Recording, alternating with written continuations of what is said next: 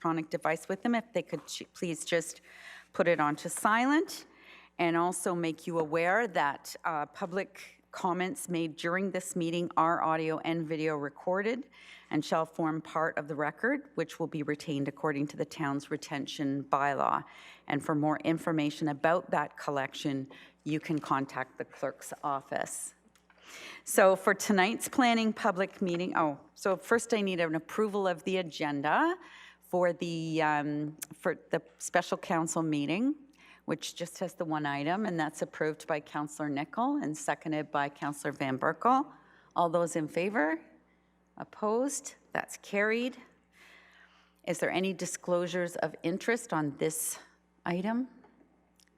Seeing none, we'll move on to the business section, and that will be the presentation. And before we start that, I'm just going to say that for tonight's planning public meeting, anyone may come to the podium and will have 5 minutes to express their concerns or ask questions. Staff will respond where possible, and should anyone need to speak for a second time to identify an issue that has not already been raised or receive clarification, they may be allowed 5 more minutes at the podium. And with the crowd we have tonight, I don't think that we're going to have to worry too much about time constraints. Tonight's meeting concerns a proposed amendment to Section 3.23 of the town's comprehensive zoning bylaw number 080-13 to allow for more employees for office uses within home occupation uses, home businesses, on properties zoned residential. We will now hear from the clerk on how the public notice of this meeting was provided. Mr. Clerk. Thank you, Your Worship. Notice of this public meeting was circulated on September 10th, 2019, to all commenting agencies and advertised in the Innisfil Journal on September 19th, 2019. Notice was also posted on the town's website. Thank you. And has any correspondence been received by the Clerk's Department concerning the proposed amendments? None received. We will now hear from Mr. Nicholas Scarrett, Development Leader, who will provide a summary of the planning context of the application. Whenever you're ready, Nick.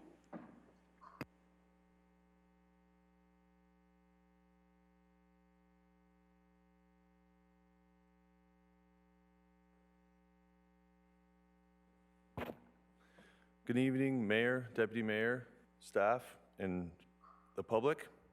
The purpose of this public meeting is to consider a zoning bylaw amendment to the current town-wide zoning bylaw for to increase employees in office uses for home occupations, better known as home businesses. The purpose of this amendment is to increase the availability and flexibility on the number of employees based on business type. Only office-type uses have the ability to attract up to 4 employees, while other uses are only restricted to 1 employee. The office-type uses are directed towards tech and web-based businesses, and all other forms of home occupation types are still restricted to 1 employee. This aligns with economic development initiatives to attract and retain office-type businesses within the current Innisfil boundary. Currently, there is a desperate need for office space in Innisfil. Innisfil lacks this available office space. The financial burden of a startup business and lack of available office space can be addressed through amendments to the zoning bylaw regulations for home offices while maintaining residential character. The proposed zoning bylaw amendment conforms to official plan policies and enhances placemaking strategies that form part of of our strategic plan to grow, connect, and sustain. With greater options to Innisfil residents to create entrepreneurship, allows greater areas of the town to be one step closer to creating complete communities. To provide background information, the following chart displays proposed home occupation changes that were presented to Council in September 2018, which is the center column. Staff have gained additional insight from past year's proposal home occupations amendments and have refined the proposed changes for office use flexibility only, which is the farthest right column. The refinement allows for office-type uses such as tech businesses, online development, and administration services to expand to a maximum of 4 employees that did not reside in the dwelling. As you can see from the chart, the proposed amendments focus on the proposed changes from last year due to further understanding of Innisfil's entrepreneurial ecosystem's needs. There are areas of the town contain parking restrictions that limit the ability to park along municipal streets.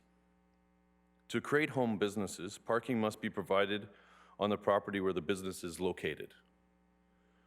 Should the property not contain enough area or ability to provide additional parking for home-based businesses, then the home-based business would not be permitted to operate. To put that in context, if you're looking at the picture on the left, which is the narrow street, you'll see some white signs in that photo. I know it's hard to see that day, but those are parking restriction signs. And the image on the right is showing a street much wider that has the ability, with no restrictions, to provide on-street parking. Again, the important part to note here is that when an individual or a homeowner looking to open a home-based business such as an office, and there are parking restrictions on the street or not, the zoning bylaw must provide parking on the subject site.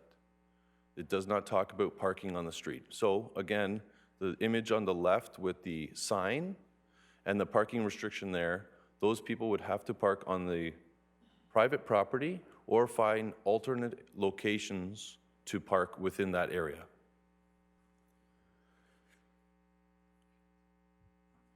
Public notice was provided in the newspaper and circulated to agencies on September 10th. Notice on the town's website was also provided before September 19th. The comments received to date from the Ministry of Transportation of Ontario stating that they have no objection to the proposed amendment. No other comments were received. In terms of next steps, if there are no objections from council or the public, staff recommend that council approve the zoning bylaw amendment this evening on the council agenda. Alternatively, if there are issues or concerns, staff will consider comments to report back to council at an alternate council date. Should you have any questions or concerns, both myself and Dan Taylor are here to happy to help answer any of those. Thank you. Thank you very much, Mr. Scarrett. We'll now hear from those who have questions regarding the proposed application. We'll hear first from the public and then from council. I would ask that each person addressing council please come forward and use the microphone. Is there anyone here? Ms. Sykes, if you could come up and use the microphone, please.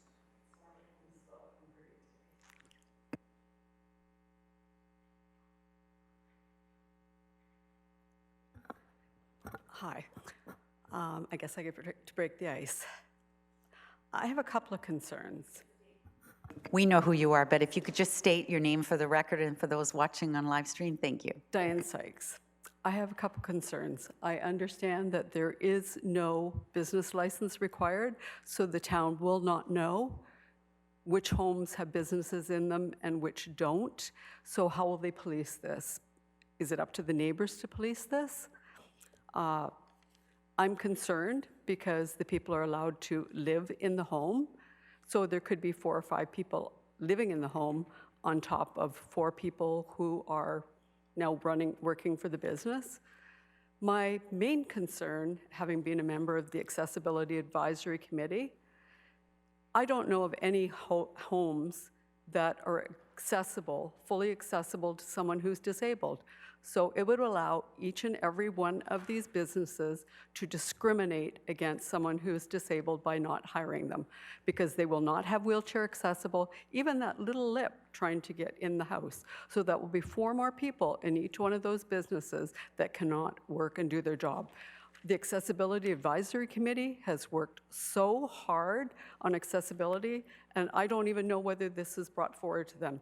To have a business here in Innisfil, there are all kinds of requirements, and the future for Ontarians is making it accessible to them, and these homes will not be accessible. My next comment is parking. How will we tell the difference between me just having 4 extra cars and parking on the street, and a business that's not registered parking 4 cars on the street, and then adding trucks in, dropping stuff off, and then 2 customers are allowed to come to each home. How are we going to know that? There are lots of streets that don't have sidewalks. Do we really want those kids walking past houses with all these cars coming in and out when there's no sidewalks? Even with sidewalks, people drive in, they back out. They could back over a kid. If I want to keep my house empty, that's my choice. It's not up to the town to say underutilized.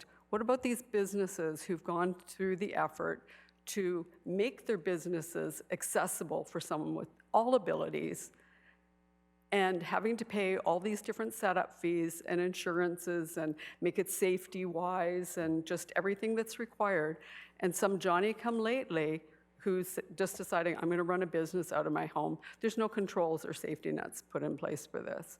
I'm really concerned about this, and the extra parking and the extra traffic that's flying through the subdivisions now that's not stopping at the stop signs and stoplights. I'm concerned about it. I bought a house and I looked at the zoning for it. My house was zoned for residential and all my neighbors were. That's why I bought my house.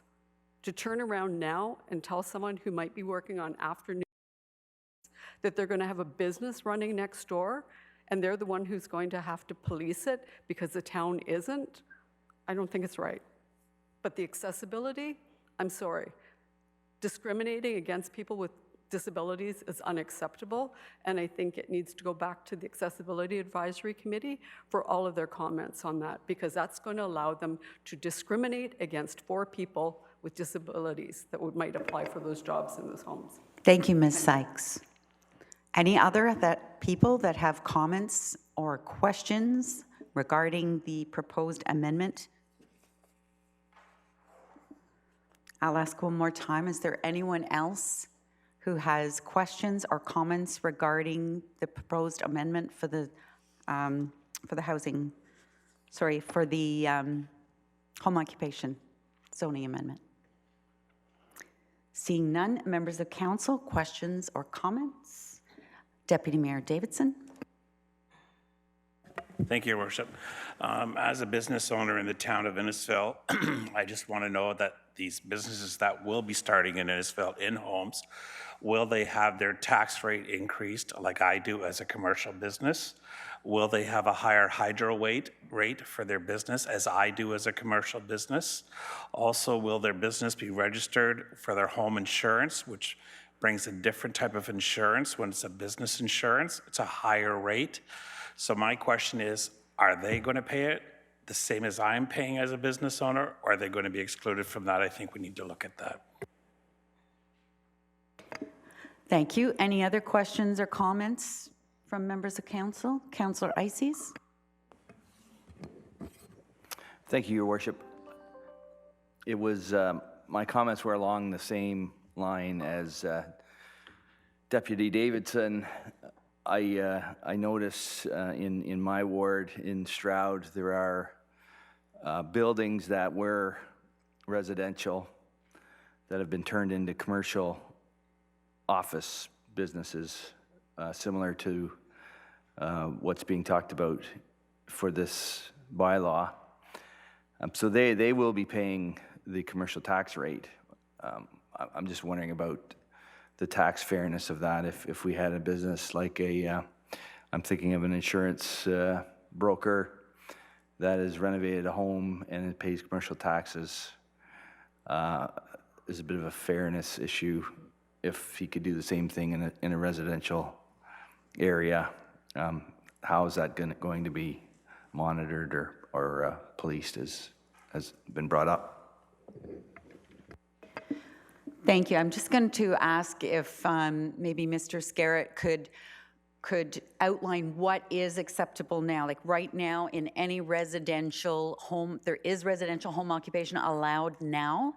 And so what is the difference of what is allowed now and what the proposal is? Through you, Your Worship, to address the question, Currently, the home-based businesses that are allowed now are allowed to have offices within their existing home. That has been the case in Innisfil since 1983. There's obviously some concerns about tax increases, hydro rates, insurance, liabilities, change of uses, all those kind of things that have those home-based business operators have experienced those over years and years of operating out of their home. Should they, the only increase that is happening tonight, or the proposal tonight, is to go from 1 employee for office uses to 4 employees. There's no essential permitted use changes within residential areas. They are still maintaining the residential character of the neighborhood. Councillor Van Berkel. Thank you, Your Worship. You're right, Mrs. Carey. In 1983, I applied to have an office in my building because I had a construction company, and I always had an office in my home. And yes, I did pay commercial taxes, and there was a difference in the hydro.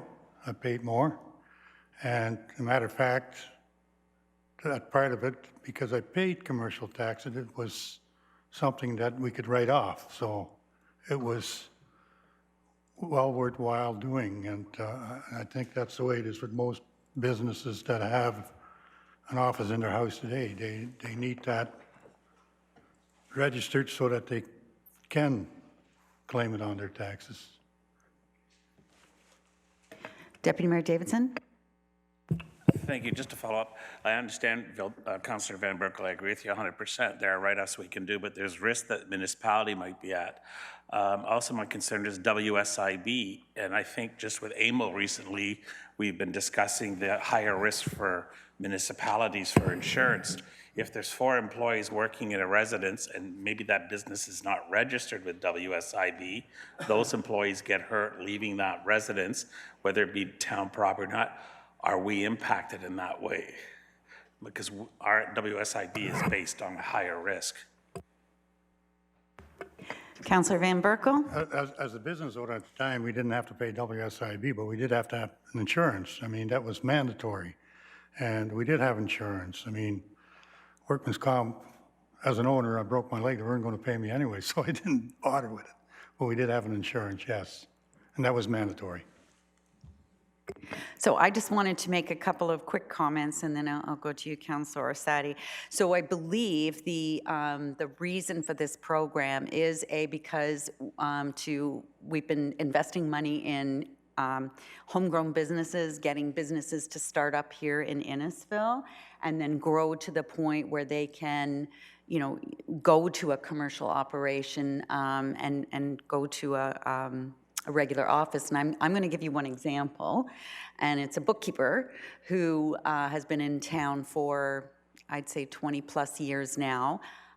They ran their business out of their home in Innisfil Heights for about 20 years. And last year I was at their grand opening, which is on Commerce Park Drive, and they now operate a full suite. They purchased a commercial building, and they, I'm going to guess, have between 12 and 15 employees. But I don't think, in my opinion, that business would have grown and stayed in Innisfil if there hadn't been the opportunity for them to start in a small way in their home. And then the only other thing I'll say is there are now, like, I want to say hundreds, but I would definitely say dozens of businesses that are operating like this run already. Hairdressers, Avon ladies, insurance, bookkeepers, all those people. This came up last term of council. It created a lot of angst with people because it went farther afield. It was talking about daycares in people's homes and more commercial businesses as opposed to office buildings. That's all I'll say, and I'll pass it on to Councillor Orsatti.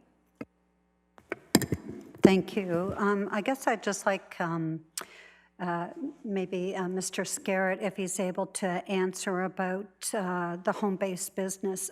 Would these businesses have to register with the town if they're, as to Ms. Sykes' question to council?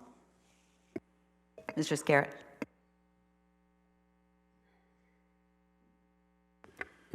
Through your worship, to address the question about registration. A number of years ago, I can't remember the date, but the council at the time removed the abilities to license businesses, certain businesses, such as home-based businesses within the town. So currently at this time, there's no licensing or registration of businesses within Innisfil under the home occupation realm.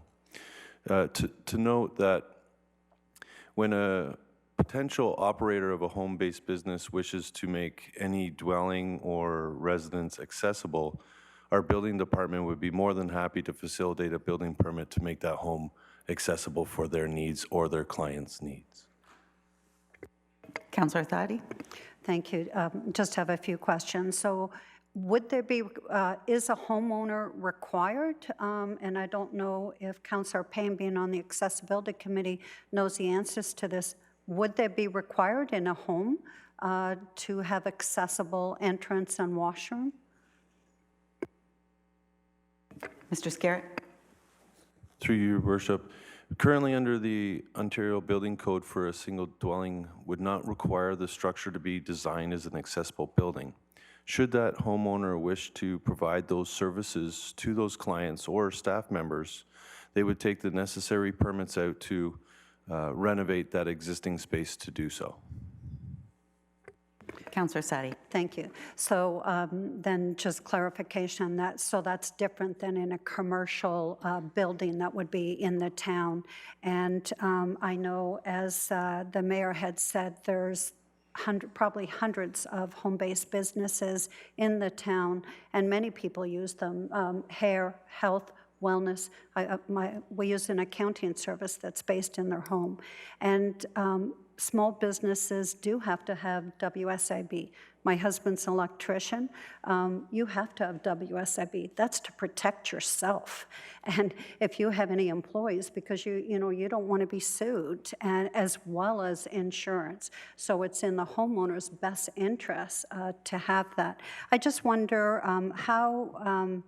So this is happening now, that we already have home-based businesses, just expanding it, or maybe putting the parameters in of what's legal. So home-based businesses are happening. There's probably some with 4 employees now that we're not aware of, but this now puts in a bylaw that restricts the parking issues, the concerns on that, and how would we have any enforcement if there was, I guess if it would be complaint-driven by residents, if there was any?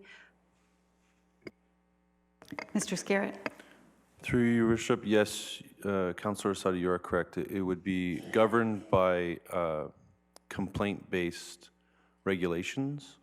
Currently, there are those types of businesses operating within Innisfil, and they do provide those services. We currently, as of to date, have very few, if any, complaints on home-based businesses of an office nature. The proposed amendment tonight is just to increase from 1 employee to 4 employees for office-type uses only. Thank you. Councillor Sadi. One final comment. I know from the open house that was held last year at the Lakeshore Library, the concerns of residents were more about not the white collar that this policy is, this bylaw is for, but it was more about residents being concerned with the things that are in the 2018 or that are not being addressed now, which would be a mechanic next door setting up a shop. This doesn't apply to that. This is white collar. This is office. So that is not a part of this. And I think it's important for residents to know that we're not approving that. Thank you. Any more questions from members of council? Seeing none, if no concerns regarding the proposed Oh, sorry. This is to advise that if you have not made oral or written submissions in regards to the proposal before a decision is reached, you should be aware that the local planning appeal tribunal may dismiss your appeal. If no concerns regarding the proposed bylaw are received, please be advised that this proposed amendment will be considered by council this evening. If, for any reason, this bylaw is not fully considered tonight and you wish to be contacted before this is further considered by council, please fill out a notification form located by the entrance of the council chambers. An email can be sent to Nick Scarrett. I'm sure he can give you his email address to be added to the email circulation list. Council thanks everyone for their participation, and we'll now move on to the item 4.2 for tonight's agenda. So the recommendation, the presentation recommendation is that the presentation be received. Moved by Councillor Nicol and seconded by Councillor Van Berkel. All those in favor? That's carried. And the recommendation is that it be received and adopted, the bylaw adopted. However, we did receive some concerns tonight, so I'm wondering if we wanted to defer this to the next meeting of council, or if is somebody prepared to move that we adopt the bylaw this evening? Councillor Payne? I would like to defer it for the next meeting. There's a couple of things that I would like to check as far as the accessibility, because I think that's an important issue. At least for me, it is. So there's a motion that council defer bylaw 8919 to the next regular council meeting. And is there a seconder for that? Councillor Fowler? Any other comments or questions on the bylaw? My only comment would be about licensing, and it's a very different topic, and be happy to have that conversation in the future for anyone who thinks that we should be bringing business licensing back to the town of Innisfil, because I believe it was my motion way back 20 years ago that was the one who said to do away with it. So I'm happy to fill anybody in with all that. Yes. Your Worship, just wondering whether you want to ask staff to report back to address the comments heard during this public meeting? Yes. Okay. We're making a note of it. Would that be okay for the mover and the seconder? And one more, just wondering if that's enough time for staff to address those comments. Mr. Scarrett, is that enough time in the next council meeting, or do you need longer? Okay, we are capturing the wording here, just that the motion be deferred until the next council meeting and staff report back to address comments received. Thank you so much. All in favor of that recommendation? Any opposed? Thank you, that's carried. We now have the confirming bylaw to confirm the proceedings of the special council meeting, moved by Councillor Ices, seconded by Councillor Rossetti. All those in favor? Thank you. And adjournment, moved by Councillor Nicol, seconded by Councillor Ices. All those in favor? That's carried. Thanks, everyone, for your participation.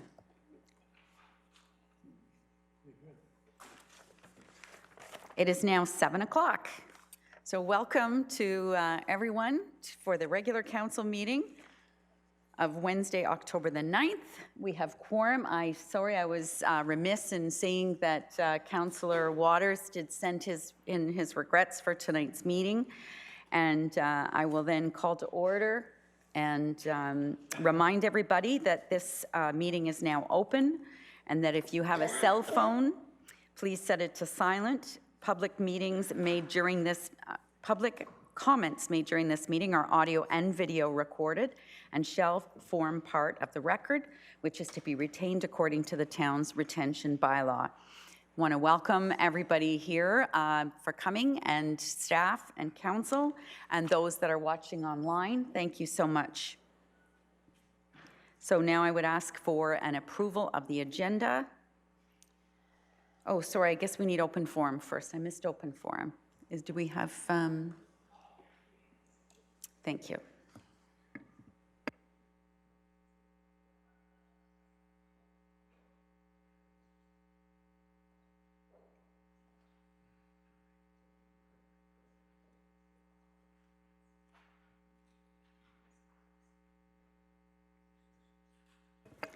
Thank you, Mr.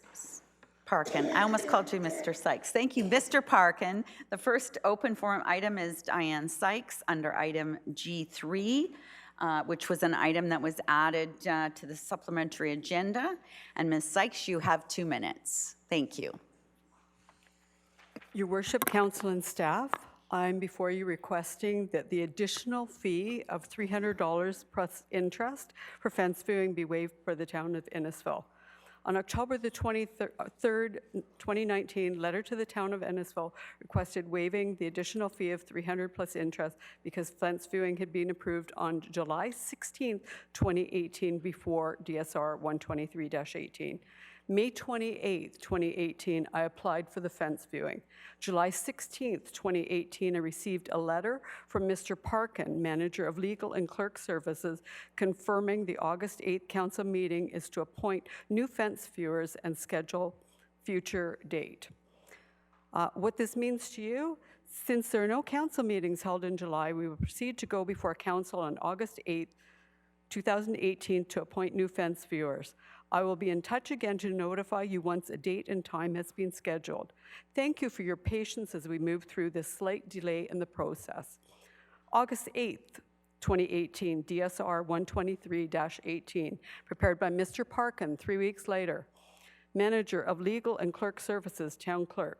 Change in fee from $135 and changing the bylaw after already approving my request on July 16, 2018, showing on pages 3 to 6 if you'd like to follow it along.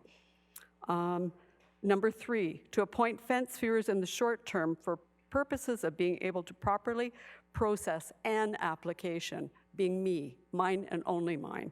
Ms. Sykes, since you only have 2 minutes, I wondered, you've emailed us, it's on our council agenda, and we have a we all have a written copy of this? I'm going to the very bottom now. Okay. I've added pages 7 and 8 to it, the 2 latest letters that I was able to find. I personally do not believe that the previous council was aware of Mr. Parkin's July 16, 2018 letter of approval or the August 18, 2018 DSR 123-18 increased the fee more than 100% when my application was already approved on July the 16, 2018. Because of all these facts, I am requesting the additional fee of $300 plus interest be removed from my account. Thank you very much. Thank you, Ms. Sykes, and we all have a copy of your hard copy, so thank you for that. So now we'll move to approval of the agenda. Item 3.1. Can we have a mover and a seconder? Councillor Van Berkel, Councillor Fowler, all those in favor? That's carried. Next is disclosure of interest. Is there anyone who has a pecuniary interest or conflict on this agenda? Thank you. If one becomes apparent to you, please feel free to make it known, and the clerk will take that information. Next is delegations, and we have a delegation this evening from Tanya Kemper-Martin and James Roncone. James is Vice Chair of the Innisfil Beach Park Ad Hoc Committee, and we thank you both for coming here tonight.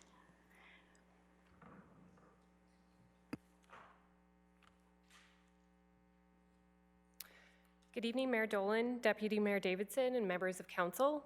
My name is Tanya Camphor-Martin, and I'm here with James Roncone, the Vice Chair of the Innisfil Beach Park Ad Hoc Committee. Thank you for allowing us to provide an update on the committee's work this season. First, a little history on how it all began. The Innisfil Beach Park Ad Hoc Committee was established to review issues surrounding Innisfil Beach Park and make recommendations to council on these matters. The committee began meeting in spring 2019 and is comprised of 7 members, 3 of which are council, while the remaining 4 represent business, tourism, and residents in our community. The committee coordinated with various service areas, including operations, bylaw, communications, as well as South Simcoe Police. First, the committee explored various issues regarding Innisfil Beach Park and the user's experience. Next, issues were prioritized on an action item tracking list, and potential solutions were discussed. Lastly, pilot projects and initiatives were recommended to council. Issues discussed included parking, garbage, signage, boat launch, enforcement, overcrowding, revenue concerns, health and safety issues, and offshore boat parking. For a full list of issues and solutions discussed, please refer to the Innisfil Beach Park Ad Hoc Committee closing report. Now I'd like to present 3 high-priority issues and the recommendations made to council. The boat launch at Innisfil Beach Park can be a busy place during summer weekends. To improve the boat launch experience, the committee recommended the following: a pilot program to have staff present at the boat launch on weekends to assist visitors. Non-residential boat launch fees were increased to $20, additional resident-only boat launch parking spaces, and new signage to clarify in and out areas. With an increase in the number of park users during the weekends, enforcement plays an important role. To support the flow of traffic and provide a presence in the park, the committee recommended hiring paid duty officers or private security for summer weekends. As a result, bylaw observed a positive effect in the overall park users' cooperativeness when police or security were present. With an increase in the number of park users during the weekends, parking has also become a high priority issue.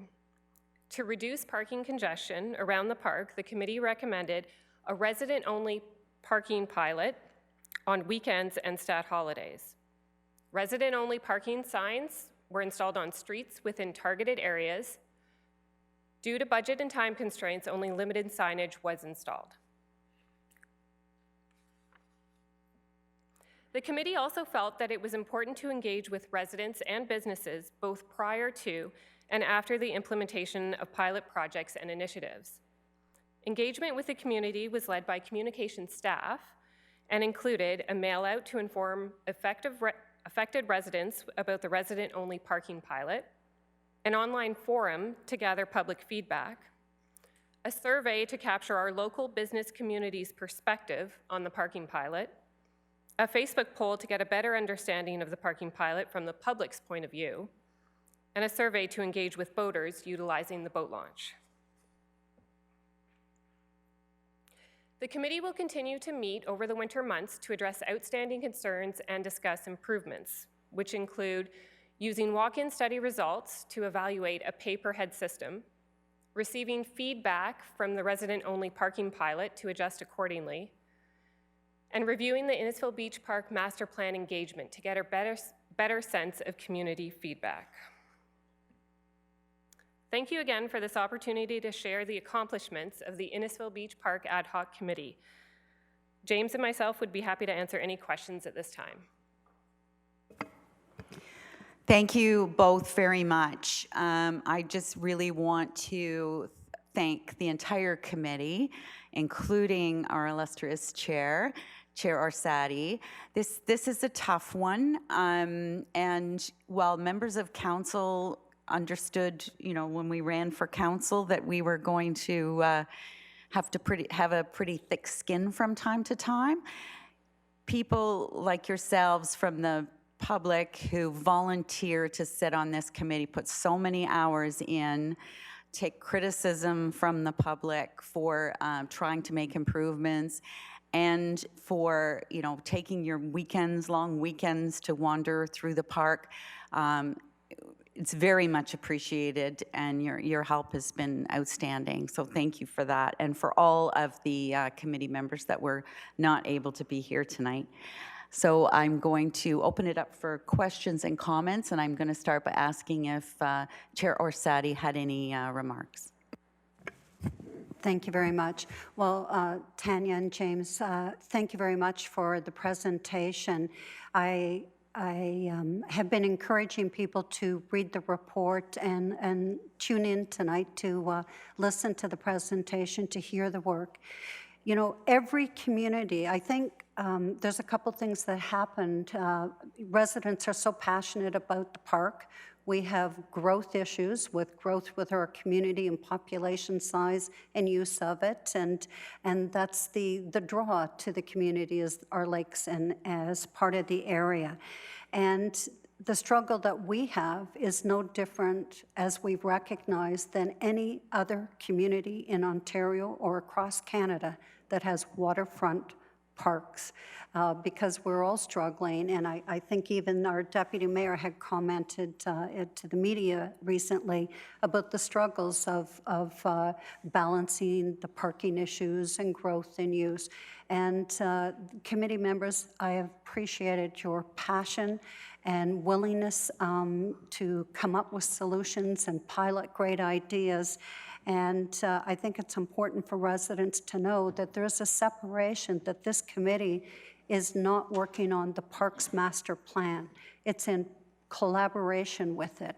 We make recommendations on the current problems that were collectively identified by this group as the top 10 and the goals to work on that.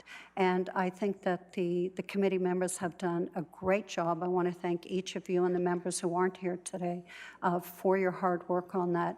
And, you know, we do take heat because if we can come up with the winning solution, we will win awards across Canada. You know, so I think it's about moving forward and assessing. I think Tanya, as you'd said in that, evaluating our pilots and deciding where we make improvements and move on from that. But I want to thank you for your presentation and both of you for your commitment to the committee. Oh, and one other thing, Councillor Alex Waters, who's on the committee, is not able to be here tonight and wanted me to pass on his gratitude and appreciation for your hard work as well. Thank you. Questions or comments for the group? I'm going to pose a question just because I can't, you know, have you come all the way out here and not get one. So what do you think are the priorities for the group going forward? We need to find a solution for study if we're going to pay per head. Last meeting I tabled that idea about possibly coming up with an app that you can pre-book a spot at the beach, at the boat launch and stuff like that.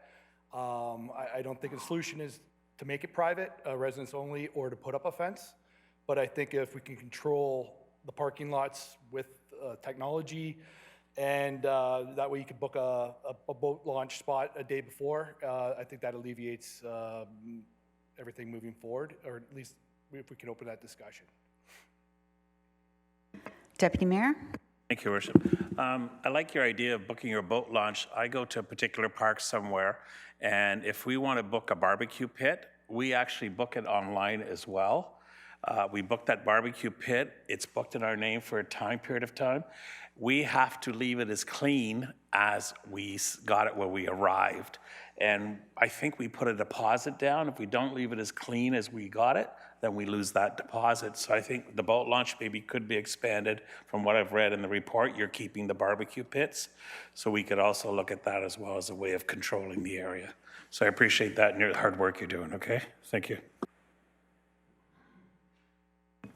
Thank you. The other thing I would like to make is that the committee unfortunately lost a couple of members. We had 2 members that moved away, so there currently is some openings, and I believe, Madam Deputy Clerk, what's the date that we're closing applications? October the 16th at 4:30 p.m. Thank you. So if there's people who maybe have got excited about this and thought they might like to participate, certainly council will be adding a few more people to this group, and you have until October the 16th to send in your application. So with that, I would just add to what Councillor Arsati said about other communities, because we do tend to get insular and think that, you know, it's all about us. But I was last Tuesday up touring with Mayor Soever at the town of the Blue Mountains, and he was taking me to some of the beaches there and telling me about the chaos on the weekends. One of them was actually somehow on Google, if you Googled, it was called Council Beach. So if you Googled council, it took you to this beach instead of their town council. And the beach was 50 square feet and had one porta potty. And, you know, sometimes as many as, 50 to 100 people show up on the weekend. So definitely an issue they were having there.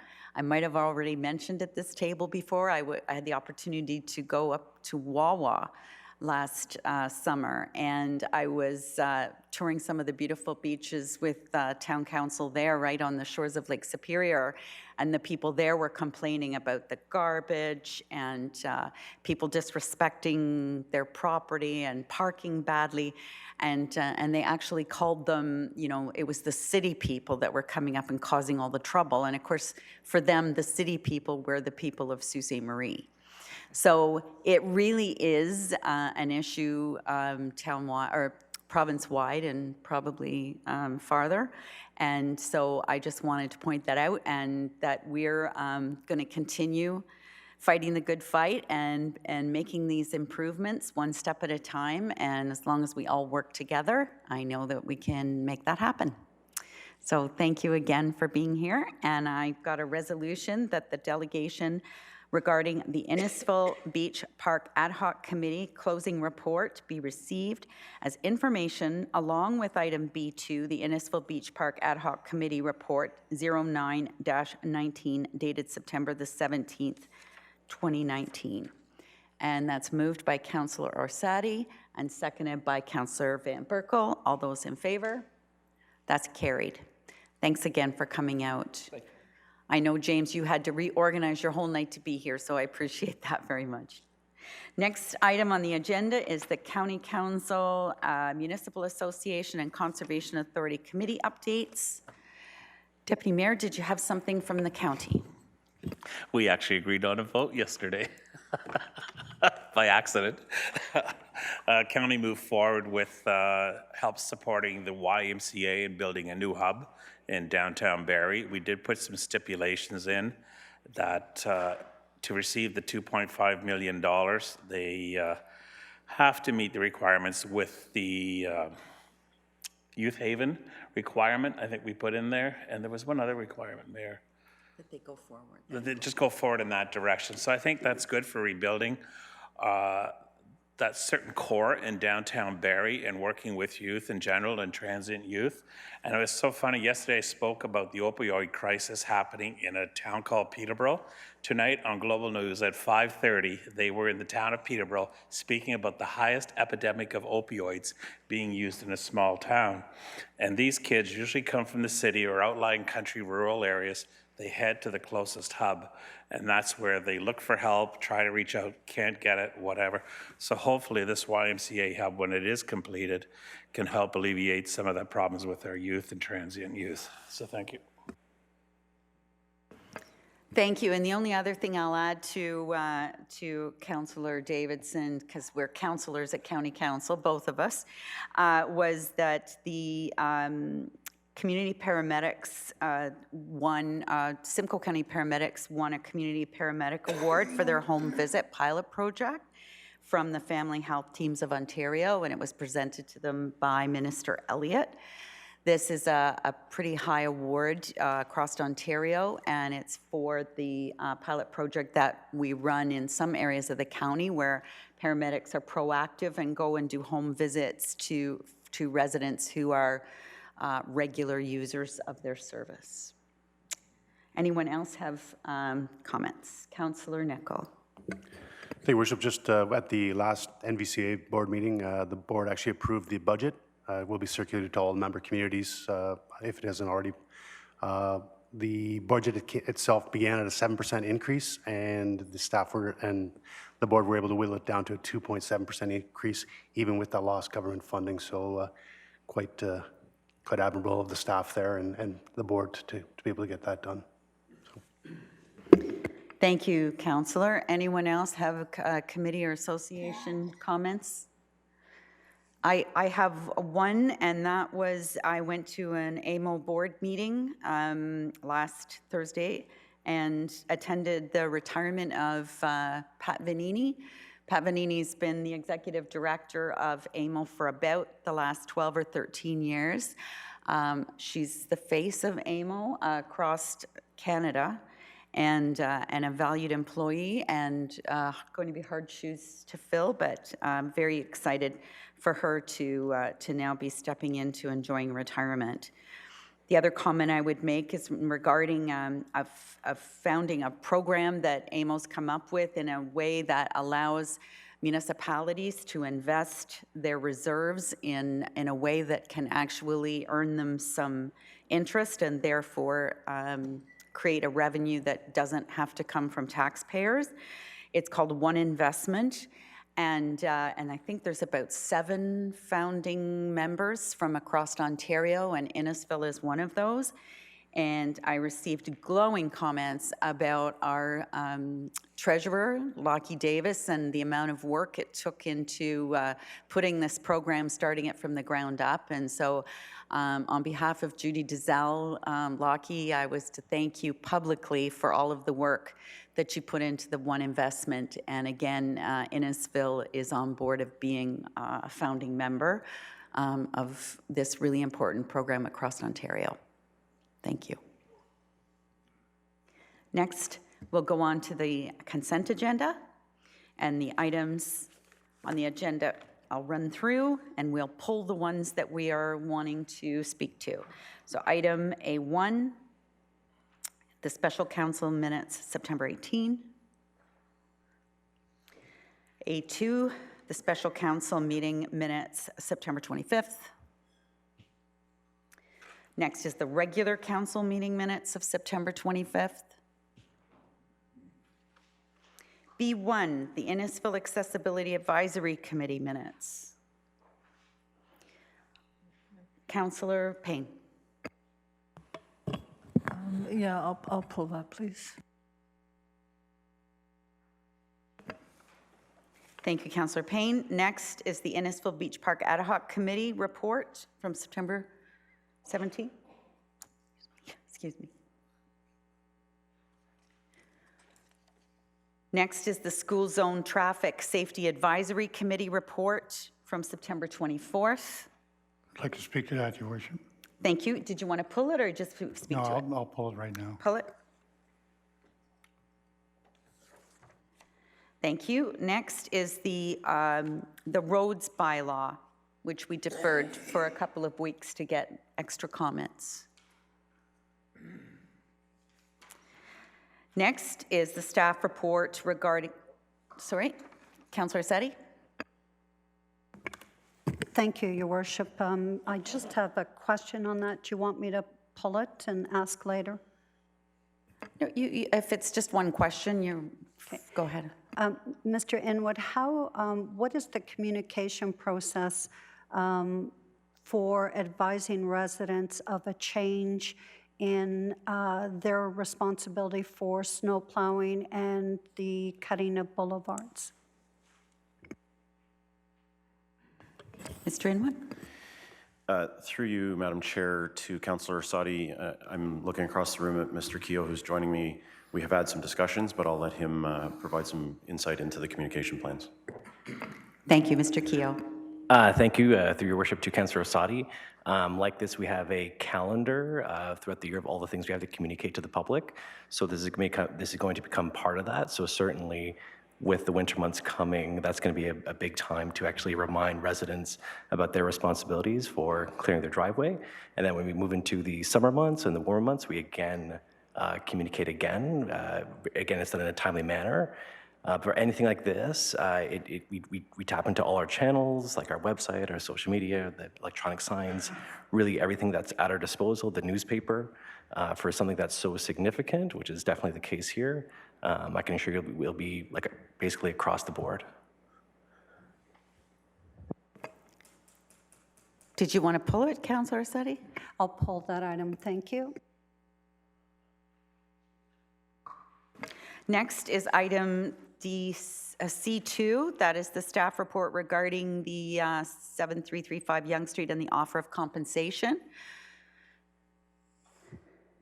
Councillor Sadi, now if it's in regards to the in-camera portion, if you want to discuss the actual offer that is not printed in the agenda, we'd have to recess and go into closed session, or is it a more general question? Okay, go ahead. This is just a general question on this. If this becomes successful, it was, and I'm not sure who to address this to because the report is from Lee Parkin and Denise Devenish. This was a heritage house that burnt down. I would hope that there would be some design to reuse some of the material in the town from a heritage perspective with some signage. Mr. Kane? Through your worship to Councillor Sadi, yes, that's been a key part of the process in acquiring this property. So we do have plans in place to salvage the stone that's there now, to use, particularly in the campus itself, where there's availability to do that, and certainly in other key projects in the community too. And at that time we can communicate the source of the stone and the story behind it as well. I just wanted to make a comment on that I'm not in favor of expropriation on a general basis, but this one's a little different. The house is burnt down. There's only a barn there. Then it's also at the town campus gateway. So viewed a little different with those circumstances, especially with the house burning down. Thank you. Thank you. Next is staff report regarding the proposed street name change. I had one comment on that, if I could. The Poshus family is, Belleurt is home, and in the policy it allows that the most appropriate area of the town be put in the database for each street. So I'm wondering in this case, is this for anywhere in Innisfil, or had we directed the Poshus name towards Belleurt? Through your worship, the way the policy works at the moment is that name would go into a central database town-wide. The reason being is that we may get requests in low growth areas that might never occur. So the idea is in one pool. If there's an opportunity to put a note beside that for utilization in the Lefroy-Belleurt area, we can certainly look towards doing that. I'll defer to Councillor Van Berkel to if he thought it would be appropriate anywhere, or should we note for it to be? No, I suppose it's been a long-standing family in Belleurt. They farmed there, and I think that's very appropriate if Poshus is in Belleurt. Thank you. And I could have swore I read in the policy somewhere that it did say that you could put in the database a certain area of the town, but I can follow up with you after. Okay. C4, that would be the Economic Development Funding Program for the County of Simcoe. C5, the procedural bylaw update. I'd like to pull that if nobody else is.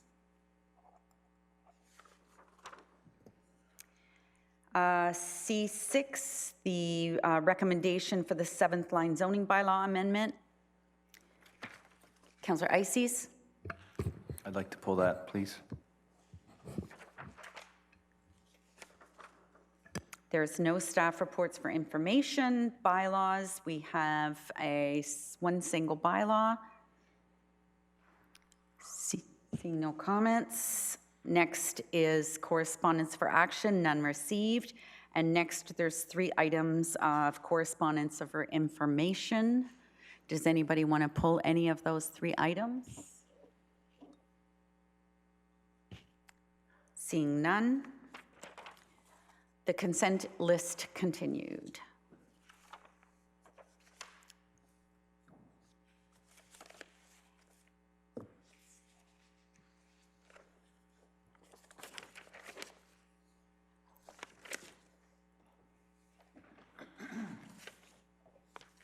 That matches my records. So could I have a mover and a seconder? Councillor Payne and Councillor Van Berkel, all those in favor? That's carried. So now a motion to resolve into committee of the whole, moved by Councillor Ices, seconded by Councillor Fowler. All those in favor? That's carried. And now we go to the pulled items. So for anyone here, if the items weren't pulled, the staff recommendation that's printed in the report is the recommendation that will go forward and be confirmed later on this evening. So just to clarify. So item B1, and that was Councillor Payne. Did you have a mover and a seconder, or did you have a different recommendation? Well, it's more of a comment. So we still need to move it and have a seconder to make your comment. So moved by Councillor Payne and seconded by Councillor Orsatti. Go ahead, Councillor Payne. Thank you, Your Worship. I have this all written down, so I just don't forget anything. Regarding the Accessibility Committee, we have one of our members had to give his resignation and due to health reasons, and he was the person who looked over all of the building plans that he got from staff, and he looked over those for the committee. And unfortunately, we don't have anyone that has his expertise to do that job. And what he was doing, he would get the plans and go over them all and find out, make sure that the widths of the doors were wide enough for wheelchairs, that the radius in the washrooms and different rooms were able to take the size of a wheelchair. Stairs, like how many stairs were going up, and were they able to be, maneuvered that they could be, get the wheelchairs and any other apparatus that they needed. And then we would give it back to the town, and they would sort of readjust the plans and whatever. So we're wondering if it's possible to have one of the staff members that looks after that to just sort of go over it with the Accessibility Committee and let us know if things are tweaked and done the same way that were done before. And I'm not really sure how we can designate someone to do that. Thank you, Councillor Payne. Our Chief Building Official is here. Mr. Vickers, did you have a comment?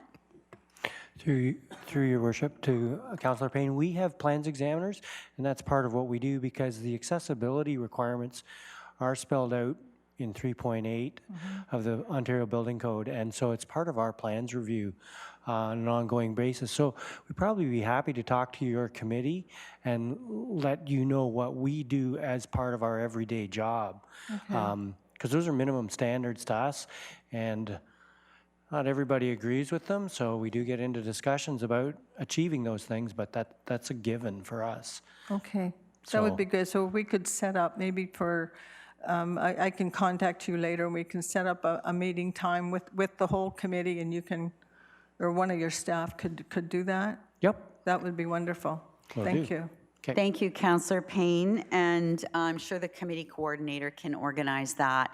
So the item you pulled was a set of minutes way back September the 19th, but I just wanted to comment that I'm really glad that there's a final resolve on the canopy. Yay. Thank you. All right, all in favor of those minutes? That's carried. Next is the School Zone Traffic Safety Advisory Committee. Councillor Van Berkel, you're moving. Do you have a seconder? Councillor Orsatti, all those, yeah.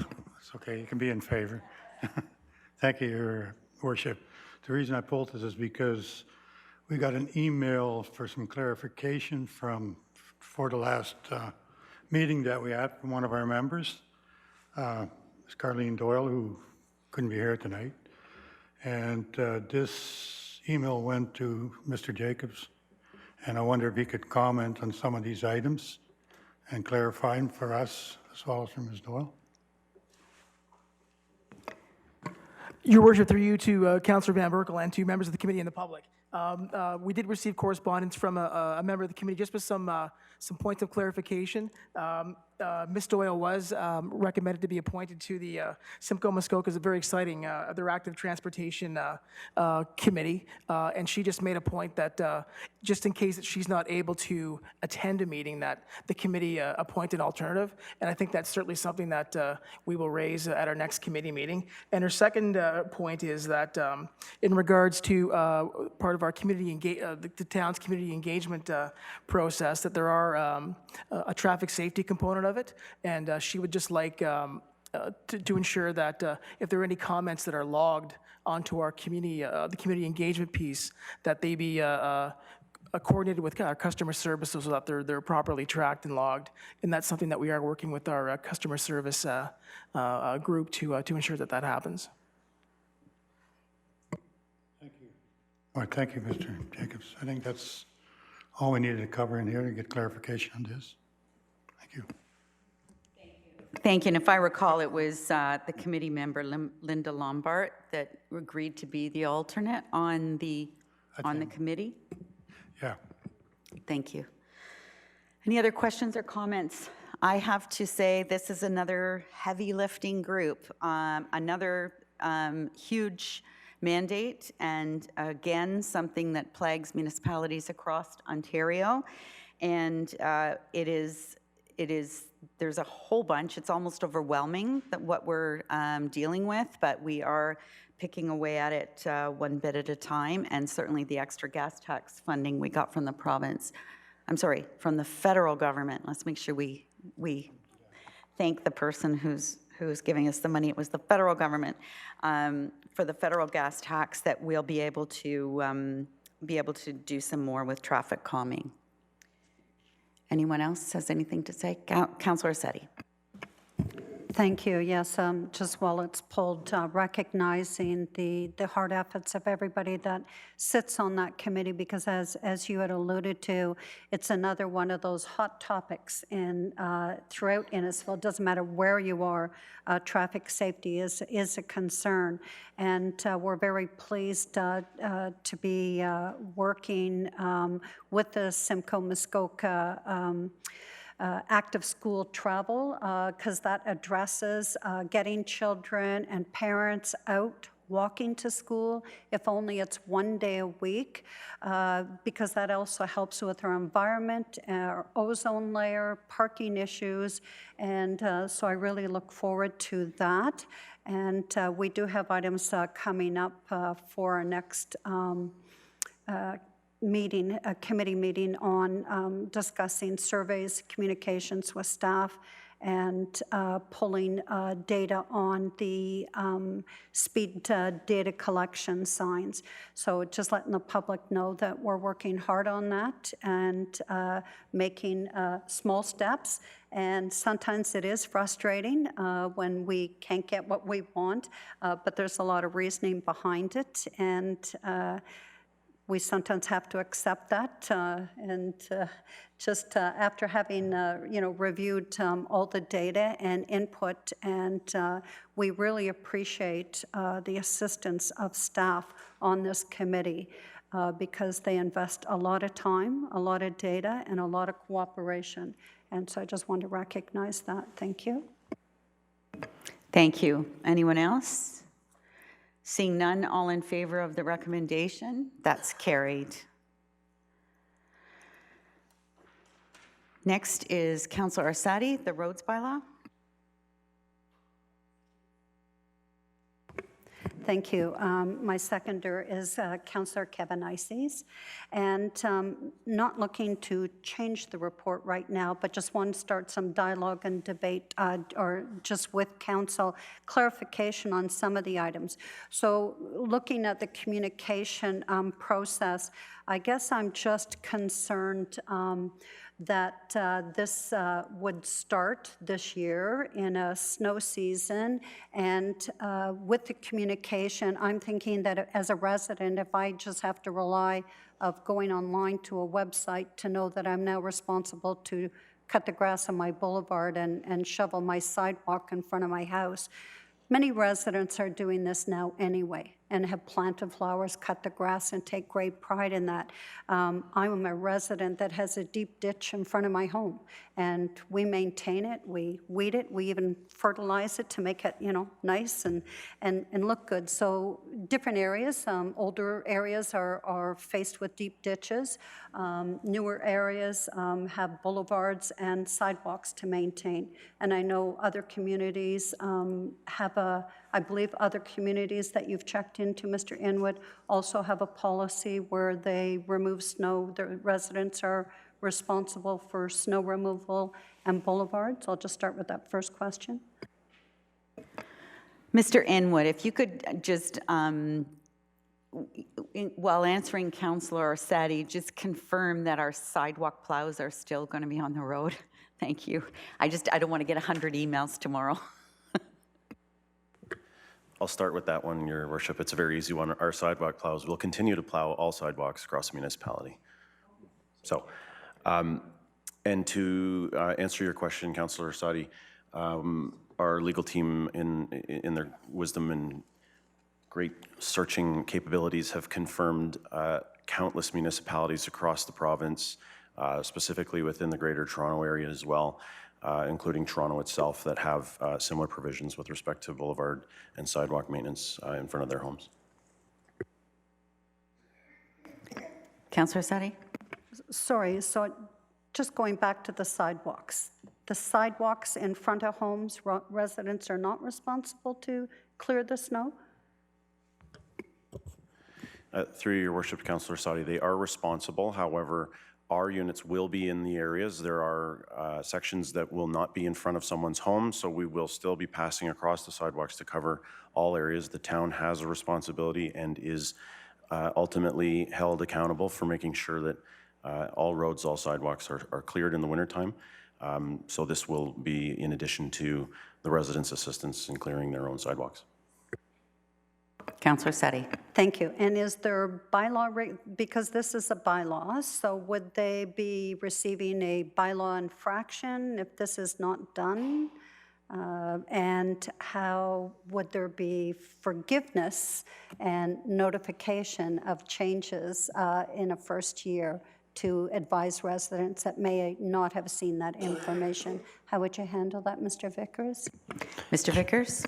Through Your Worship, to Councillor Orsatti, yes, you're absolutely right. We're interested in compliance, not in any kind of punitive measures. So the message is going to go out. People will be talked to, will knock on the door first, and then leave a calling card to discuss. And so it'll be an ongoing education thing, and it'll be a very soft hand, and compliance is what we're interested in.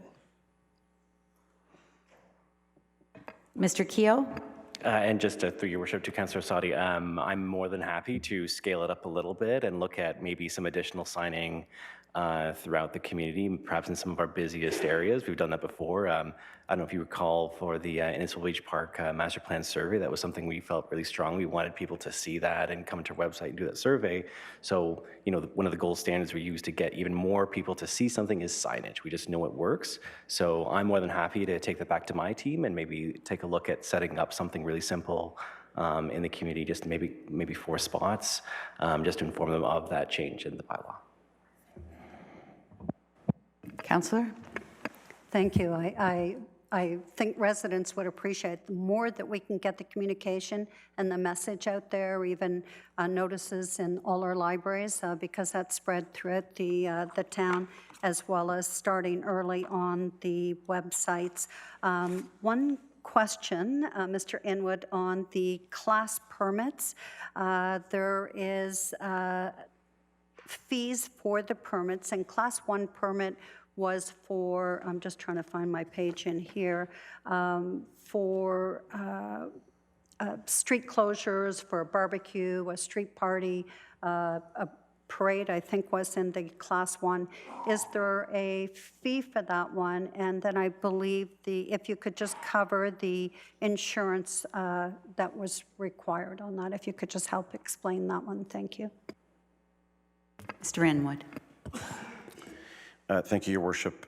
Within the Class 1 permit, sorry, to Councillor Sadi, within the Class 1 permit, we are referencing things such as street parades or parking or what I will call low-risk activities that are on the roadway. And in those circumstances, this bylaw provides provisions and gives staff the flexibility to amend those fees. And in most cases, when we're talking about a barbecue on a street, those fees are waived. And then the insurance requirements, I'm going to look to Louise to come and provide me with some assistance.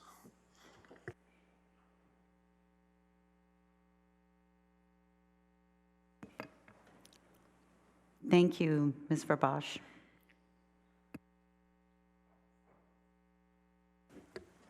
Through your worship, the $5 million minimum was based on the recommendation of the town's insurer. But we did put in a provision that would permit us to accept less insurance in certain circumstances, but we would want to pass any of those exceptions on through to our insurer for advice before we would approve them. But what we've been hearing from our insurer is that $5 million is pretty standard nowadays. So, Councillor Sadi. Thank you. So I think that that's, another piece of communication that's essential in the community, because I know in many wards, there is street closures and for events like a children's run. It could be a street party to celebrate Canada Day or something. So to come up with a $5 million insurance for that group, it's easy. I mean, they can, as a group, go to their individual home insurance to get an application that would cover them for that. And I understand that the town has to look at liability because there's more lawsuits, that every lawsuit means that each of our taxpayers has to pay for those legal fees and those insurance increase rates. So I understand the, the concern of that. I just trying to weigh it out for small groups and small homeowners. Thank you. Thank you. So just to confirm, Mr. Inwood, that so as far as level of service that's provided by your staff, because, yes, this says it's a homeowner's responsibility to cut the boulevard. We've never cut anybody's boulevard. This is no change. This is just saying that it ultimately we're saying in this bylaw it's the ratepayer's responsibility, and I believe the word was adequate or I can't remember what the word was now, but it's not expecting people to go down with a scythe and cut their bulrushes out of their ditch. That's not the intent. It's my understanding, and tell me if I'm wrong, is the level of service that we currently provide, whether that's plowing sidewalks or any other road maintenance, will be the same. This is just putting the onus on the landowner and not on the town. Tell me if I'm right, please, or wrong, please, Mr. Inwood. Your Worship, you are correct. And I did want to just add, if I can, over this 2-week period where this particular bylaw has been tabled and open for comment, through the channels our communication department had pushed this out, analytics suggest that it's reached 6,000 plus or minus a few people. Of those 6,000 people, we received comment from about 45. Of the relevant comments of those 45, most were in support, and most were shocked that it wasn't already their responsibilities to do that work. There's overwhelming support in nature of what's provided within this bylaw. And in addition to that, and I know we're talking a lot about maintenance and who's responsible, but I do want to acknowledge and thank the team that's put this together. This is a very significant piece of work that's taken many, many months. And I think one of the pieces that we are overlooking at this particular moment is the efficiencies that will be created by this bylaw. And to put it in perspective, over the last couple of years, we process on average about 550 permits per year, so a little bit better than a day, one per day on a 365-day year. And this is going to create significant efficiencies within the administration, not only on our side, but for the end user as well. So I just wanted to make comment at that point as well. Thank you, Mr. Inwood. Ms. Payne. Councillor Payne. I just want to make a clarification. So if I have a ditch in front of my house and it's full of bulrushes and weeds and whatever, and it's stopping the water from draining into the drain, that's my responsibility to clean out all those bulrushes and all the crap that's in the ditch for the water to run. I just want to make that clear. Mr. Inwood?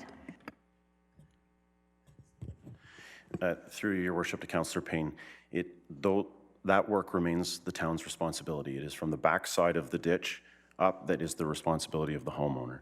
If there's something impeding the flow of water, it's the town's responsibility to ensure water flows freely through the ditches, culverts, et cetera, to the ultimate outlet. Thank you very much. Next item. Oh, all in favor. Sorry. It's been a long day, folks. Next item is the procedural bylaw. And can I get a mover and a seconder for that? Deputy Mayor Davidson and Councillor Fowler. I did have one amendment.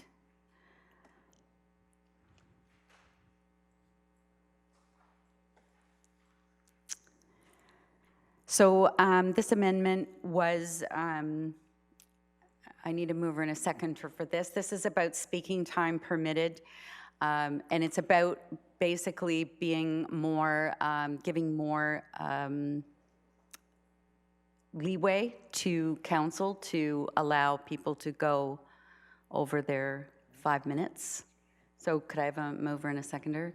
Deputy Mayor Davidson, Councillor Fowler. So I'll speak to that, and it's very difficult sometimes when people are very passionate about something and there's 5 minutes and the light's blinking red, and I really don't want to cut them off because I feel sometimes that can just make people more upset. At the same time, I recognize everybody, particularly staff, need to get up and go to work tomorrow morning. So we don't want to be here till 1:30 in the morning and listen to hours, particularly sometimes when things can get repetitive. But this will allow council, or I guess the person who's chairing the meeting, to have some leeway as far as how long that person can speak. There's another few items that are going to be changes in this procedural bylaw. One of them that I wanted to speak to was about council chairing the committee of the whole. So that's absolutely an option for anybody who feels that they would like to take the chair. It's not saying if you absolutely did not want to do it, nobody's going to force you or twist your arm, but it's something that will be available to you in the future. The one item I didn't see in the bylaw that I wanted to ask the deputy clerk about, and sorry, I should have given you a warning. I was going to ask you about this, but it didn't occur to me till about half an hour ago, and that was to do with applause. So in the past, we've had very strict rules about any shows of whether that be signs or protest signs or yelling or clapping. But over the years, in my experience, we've become a little less. We've allowed, for instance, when somebody comes and is being awarded something, that we clap for them. Council applauds, but I couldn't find anything in there about those showing those signs of Mr. Rayner, and then I'll go to Deputy Clerk. Your Worship, I'm sure the Deputy Clerk was just flipping to 16.2, which is that the mayor or chairperson may allow appropriate clapping in recognition of celebration. I think that's exactly what you're trying to capture. Yes. At the same time, maintaining decorum of a professional institution. Thank you. I did not see that. And then the other item that I wanted to ask you about was in regards to the consent list. So what this new bylaw is suggesting, if I read it correctly, is that instead of me sounding like a bingo board, A1, A2, A3, that would simply, here's the consent list, does anybody have anything to pull? And then you put your hand up and say, I want to pull D5 or I want to pull A4. So that is, I have a bit of concern about that only because I'm worried that I know it's meant to be more efficient, but I'm just worried that it might cause for people to think that we didn't see or we skipped through their item without giving it proper due consideration. And I just wondered if any other council member had a question about that. Or the Deputy Clerk, sorry, did you want to clarify on that?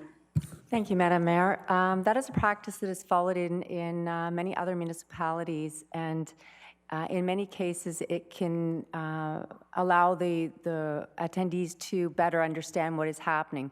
In the past, when agendas were posted a couple of days before a meeting, there wasn't much notice. Now we have them a week in advance, so the public has the opportunity to review the items that are up for consideration. So at the meeting, the mayor or the chair may ask council members, have you had a chance to review the consent list? Do you have any questions regarding any of the items? You can cover those off first, and then you can ask, are there any items to be moved to committee of the whole? And at that time, council members may raise their hand and say, yes, item such and such. And the only items that are mentioned are the ones that will receive further consideration. So once those items have been identified, we go to the PowerPoint that states the items that have been passed on consent, and the mayor will reiterate what is going to be discussed that evening, and that if you are there for any of those other items, that they have been passed on the consent list. Councillor Asadi? I find from having been experience of sitting out there in the council chambers for years watching council that sometimes you haven't picked up a copy of the agenda. So to try and follow it without going through that consent list in those items, it's hard to sometimes know where was that item that I wanted. And it's easier to follow if you're watching online to know that, you know, C6 is in regards to a seventh line. I really, for me, I prefer to have that consent list identified as opposed to just leaving it open that council will only just pull the items C5, C6. It's hard when you're in the audience to understand that for our residents. So I just think it's more supportive. Deputy Clerk. Through the chair to Councillor Asadi, the councillor member would identify the item as C5 procedural bylaw update. So you would be actually stating the number on the agenda and what the item is in regards to. However, this is only a recommendation for efficiency. There is no change recommended in the bylaw at this time. That you may continue to follow the practice that you're used to, or you can try to incorporate it at some point if you so desire. I would encourage any council member to look at other councils and how they operate and function and find what works best for you. Thank you. That's a good point. My concern would be that if I said, anyone have any questions on the consent list, somebody would have a question on D6, then someone would have a question on A2, then someone would have a question on C3, and it would bounce around a bit too much. I think that's where I was coming from, but I think there's probably an in-between, so not reading out the title of every item, but at the same time, at least going in order. And the other issue I might have if we just said you know, what do you want? We'd end up pulling more items because there would be where I just wanted to say, hey, thanks, great job, glad we don't have to deal with the canopy anymore. I'd end up pulling that item because I wanted to say, we've dealt with the canopy. So, but this is, you know what, there will never be a perfect procedural bylaw, no matter where you are, no matter what municipality you're in. Everybody does it a little different. It has to be tweaked all the time. I like the idea of coming back and tweaking again before 2022. And we'll look forward to it coming forward on the 26th. Deputy Mayor. So it was down under section 31, the last page before alternatives. Staff, let me see. Towards, I'm just trying to find, not allow for electronic participation at meetings. This article about somebody being away, not for a closed meeting, but for a council meeting, it's not counted towards quorum at the meeting. I look at technology today, and we're supposed to be so innovative. Recently, I was dealing with a situation with the federal government, and with all the technology we have today, this level of federal government would not accept a photo of a document. They would not accept a scan of a document. And the lawyer I was working with was going crazy. So what do they want? We had to go back in time about 10 years and fax the document. Who has a fax machine at home now when you have a cell phone? So I'm thinking the federal government's so outdated in some of its silos. I hope we can maybe move a little quicker than them instead of 2022 for quorum from somebody on a screen in another place or a hospital or something like that. So I'd like to see that brought back for a twig. Deputy Mayor Davidson, we have no choice. That's in the legislation that the Municipal Act changes won't allow us, and they specifically, I know because I was on the negotiating team for that change, and they finally agreed to allowing it for electronic meetings.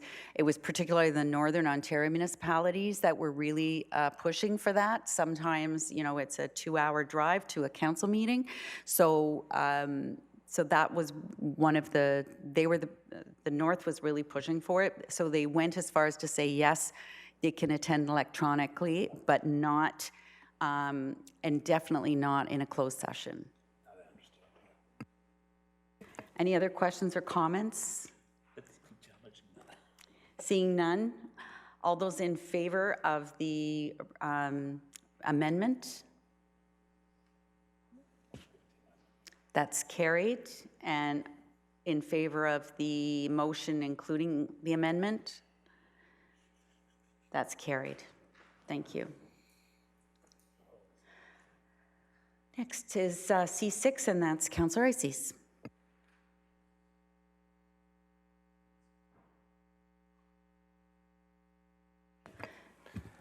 Thank you, Your Worship. I have Councillor Orsatti seconding my motion to pull this item.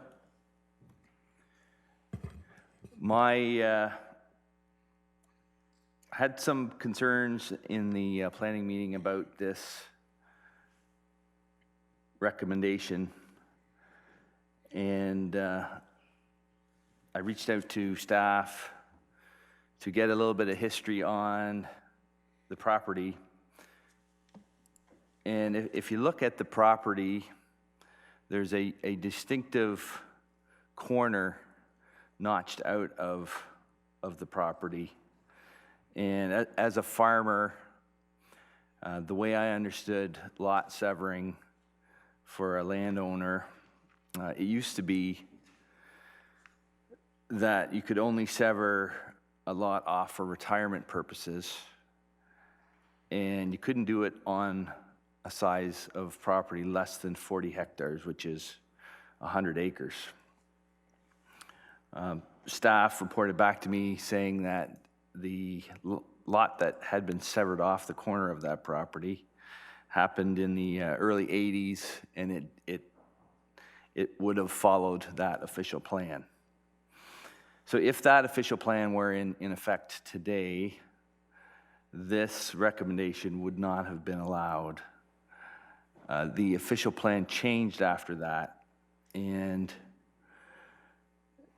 now it allows severing on rural properties, and rural properties are defined by the soil classification. And on this property, there are two different classifications. There's a numbering system that goes with that.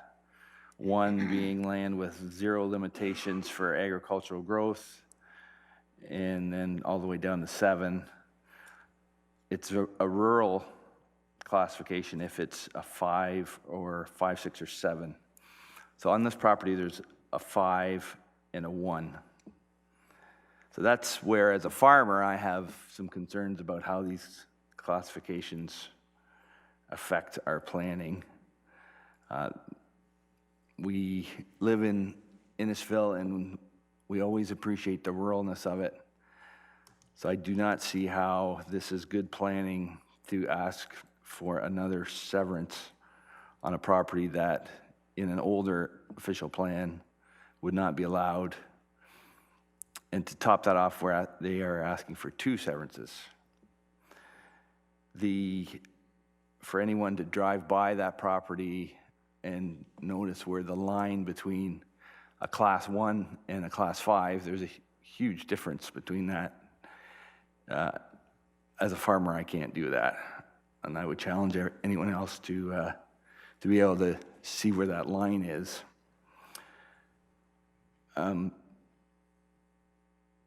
Also, with the request for the property line for these severances, they extend further past the already severed lot, leaving a little jagged edge, which from an agricultural perspective is very inefficient. I questioned staff on that, and the reasoning for having the lot extend that far past it was to do with setbacks for the septic bed and the services that are there. So, to me, it's just not a very efficient ask. And for those reasons, I would like to vote against this motion. Thank you, Councillor. Then my suggestion might be that if you want to vote against it, that you shouldn't be the mover of this. So I wondered if there was You're correct. I apologize for that. No trouble. So Councillor Nicol is moving, and Councillor Sadi, are you still the seconder on this? Councillor Fowler is the seconder on this. Okay, so any other questions or comments on the motion? Councillor Payne. Just a question on the two residential, or the single residential lots, are they for family? Is it just to keep the family together, or are these just lots that they're going to be selling? Mr. Kane. Through your worship to Councillor Payne, the Planning Act doesn't allow us to differentiate by owner. So, we have general policies in place that speak to, the impacts and mitigating the impacts of the lot creation. So the ownership, those impacts would happen regardless of the ownership. So planning doesn't take that into consideration because we can't regulate use based on ownership. We just look at what the potential impact is regardless of who's using that property. Deputy Mayor. Thank you, Your Worship. Through to you, to staff. Was there not in the past a home on one of these lots that burnt down several years ago? Mr. Kane. Through your worship to Deputy Mayor Davidson, I am not aware, I know there's applicants in the audience, but I'm not aware of any houses burning on this property.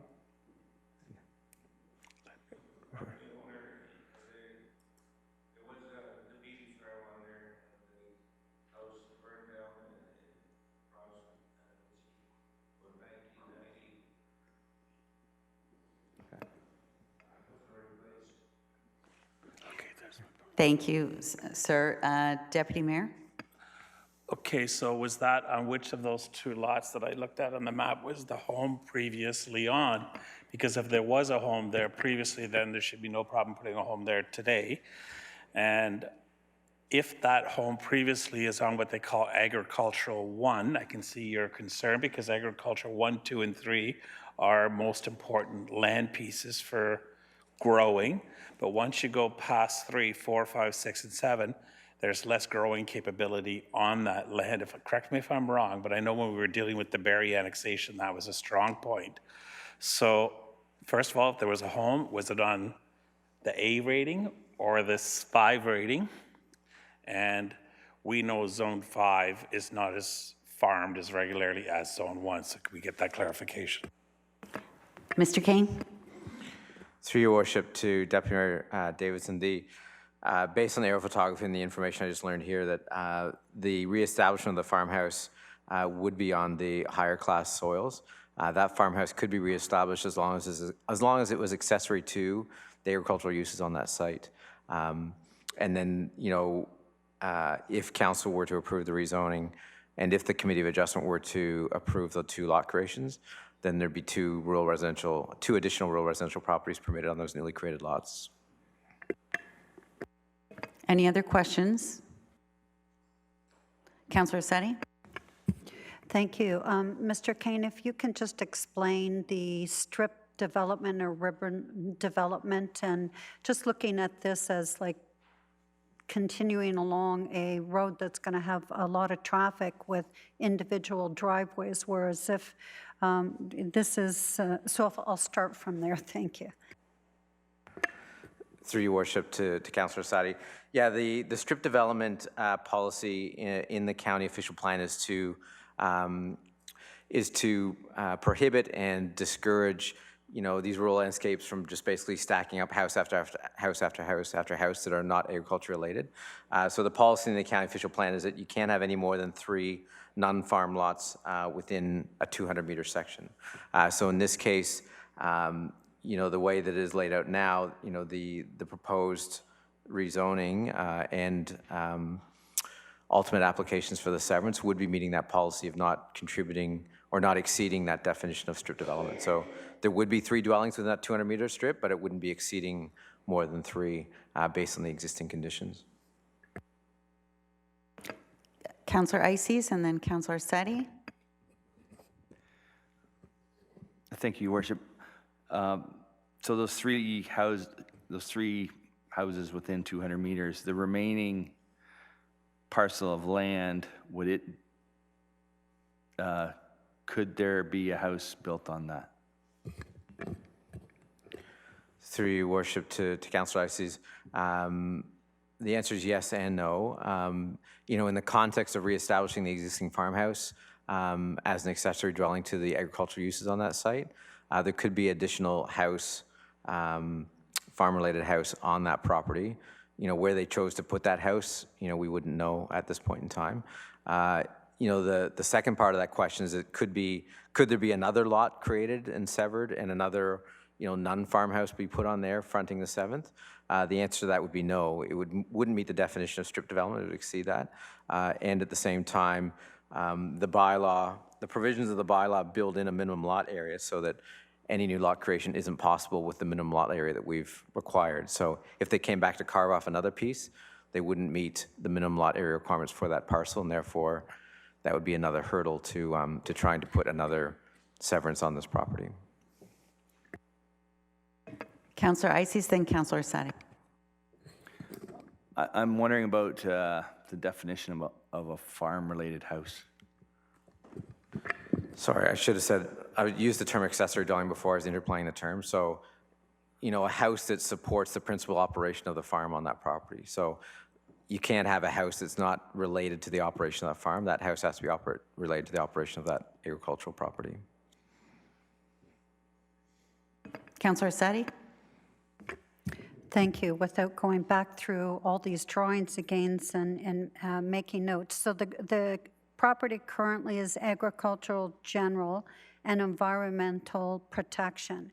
So to change this, to allow these 2 homes, it's changing still to agricultural, general, and still environmental protection, as well as rural. So we're taking away environmentally protected land to change it to rural.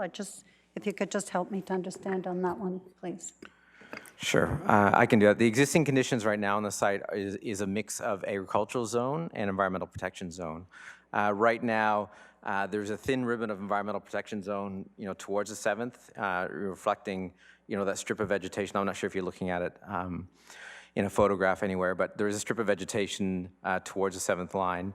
What the environmental protection zone fails to do, though, is to protect that significant woodlot, that large woodlot to the rear that actually abuts the town property and the trail system we have there.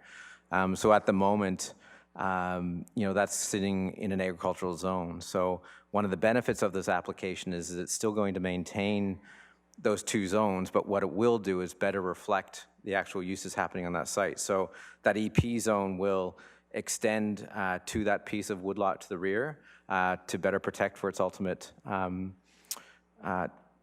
better ultimately protect that piece. The agricultural piece will remain, essentially on the center of that property, and then the rural residential zone would apply only to those two pieces of land that would contain those houses that are going to be considered for severance by the Committee of Adjustment.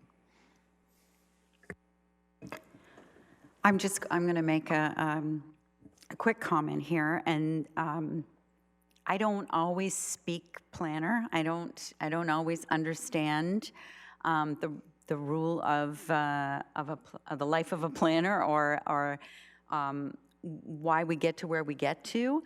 But what I do know is that we have professional planners who have said that this complies with our official plan, with the zoning bylaw, with the provincial policy statement.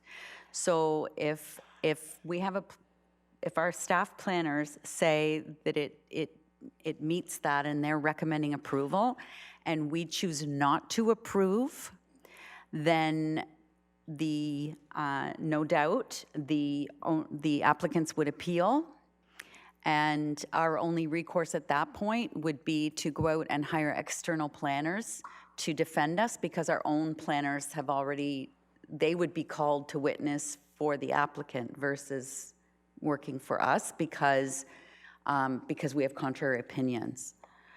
So that's what I'm suggesting would happen if we were to, although I absolutely understand the passion of Councillor Ices, I just put out that caution to committee. Any other questions or comments? Councillor Orsatti. Did I see your hand, Mr. Rayner? Your Worship, members of council, I haven't spoken to Mr. Kane and I haven't been directly involved in this file, but sometimes there is an opportunity for further discussions with the applicant depending on the particular concerns that are in play. Obviously, if council's concern is that it ought not happen, period, that's one thing. If there are particular concerns council would like to try to address, and those negotiations may have already happened at this point, so I may be sticking my nose in it. In the dirt, so to speak, but sometimes that's a possibility. So I'll hand that off and see if Mr. Kane wishes to take it up. Thank you. I think you were getting that look, Mr. Rayner. Mr. Kane? Through your worship, yeah, so, thank you for the reminder about the applicable policies of the day. And I just want to reiterate that, yes, that farm retirement lot was carved off in the early 80s. But at the same time, that was done on an entirely different policy context. So, we're several OPs from that point in time and several provincial policies from that point in time. And, our official plan and the county official plan have taken a much tougher stance on that agricultural fragmentation that was occurring through that, I won't say that free process, but, it was almost an automatic process where those farm retirement lots could be created, and it's created a lot of heartache in some cases for farm operations. So, the new agricultural policies do go much further and make it much more difficult for those lot creations in those agricultural zones, in those agricultural designations. In this case, where we actually have a mix of designations on this property. So, I hear you loud and clearly, Councillor Ices, that, it's the average person or maybe even the average farmer is not going to differentiate between class 1, 2, or 3 or class 5, 6, and 7 soils. But the fact of the matter is, we've made, councils in the past have made conscious decisions. County councils made conscious decisions, where there is, either lower quality agricultural land or land that by its nature is separated for some reason physically from, more productive agricultural parcels, that there can be this recognition in the policies to create lots that check the boxes for many of these other reasons. So to Mayor Dolan's point, we have gone through that process. We have applied the policies that are in place today that we think are better policies than what were in the early 1980s, to be honest, and think that the application should continue to be supported. Okay, any other? Councillor Ices? Thank you, Your Worship. I hear what you're saying, Mr. Kane, but when I look at the map with the soil classifications for Innisfil, this is where I have the biggest issue. There is one block of Class 5 land that is pretty much in the center of Innisfil. The rest is all 3 and above. So as a landowner with Class 5 land, this means I can sever 2 lots off my property, and is that the threshold for this application? Mr. Kane. Through Your Worship to Councilor Ices. So it's the rural designation that permits us to consider potential severances on these lands. So, that rural designation was done at a very high level. Obviously, we don't have the capability when we're doing official plan reviews to go in on a site-by-site basis and ground truth what the actual soil classifications are. So, we are using the best available soil classification mapping, as the first cut to identify those areas that, should or shouldn't be rural or agricultural. And then also looking at other factors in terms of, the consolidation with surrounding agricultural lands and whether those lands are better suited to remain in an adjoining agricultural designation. So in this case, the decision was made, through at least 2 official plan reviews in the past to designate this property rural, on the basis of soil classification and potentially other reasons. That designation has a checklist, which includes things like strip development and use of the lot and ability to be serviced. There's a number of policy requirements in there. Because that application, meets those requirements, that is why, staff is recommending approval of the application at this time. So, the soil classification is one of the reasons for the rural designation. The end result of that is that the rural designation is in place. It does consider the creation of 1 or more lots, when these tests and these thresholds are met. And in this case, these applications do that. So, to answer your question directly, if you did have lands that were in a rural designation that, met the criteria of today's official plan, then yes, the town would be obligated to process that planning application and consider those policies against that property and make a recommendation to either approve or not approve that rezoning request. Thank you. So I'm going to call the question. All those in favor? Oh, Councillor Ices. I would like to have my vote recorded, please. Recorded vote, please.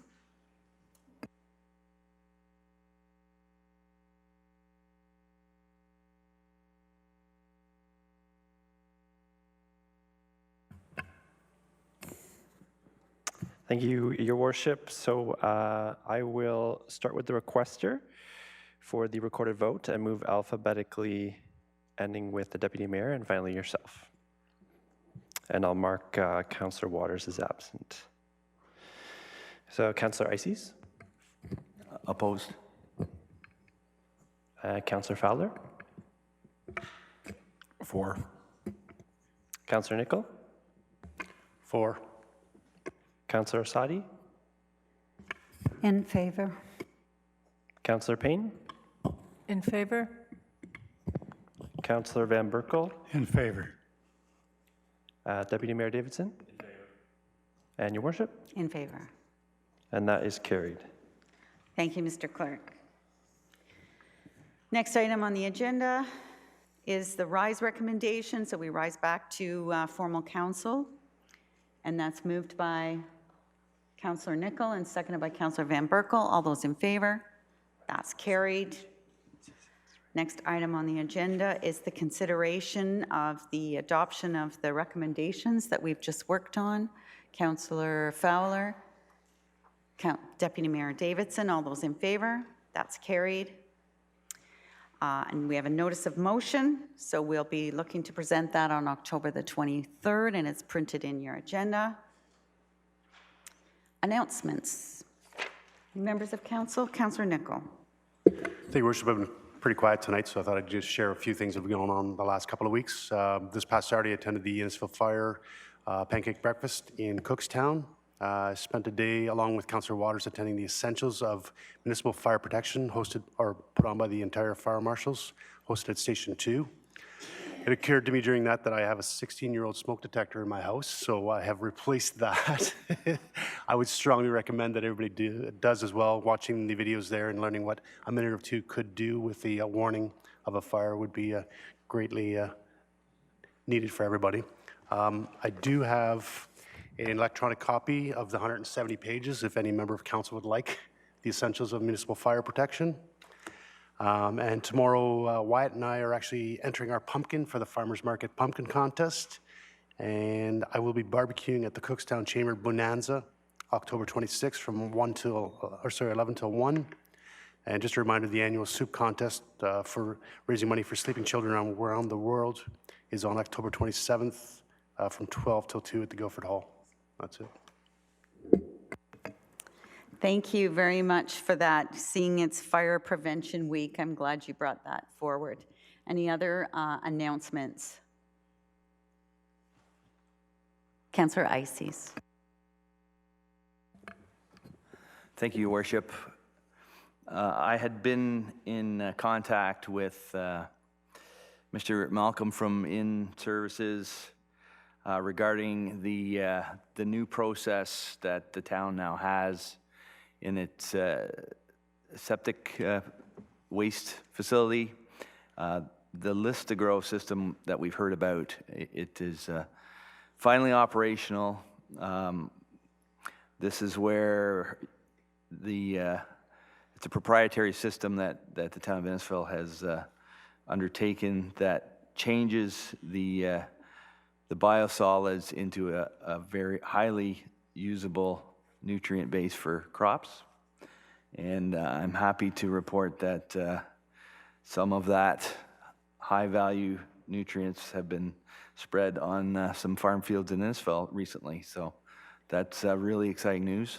And the town should be commended in thinking of innovative ways to deal with its waste.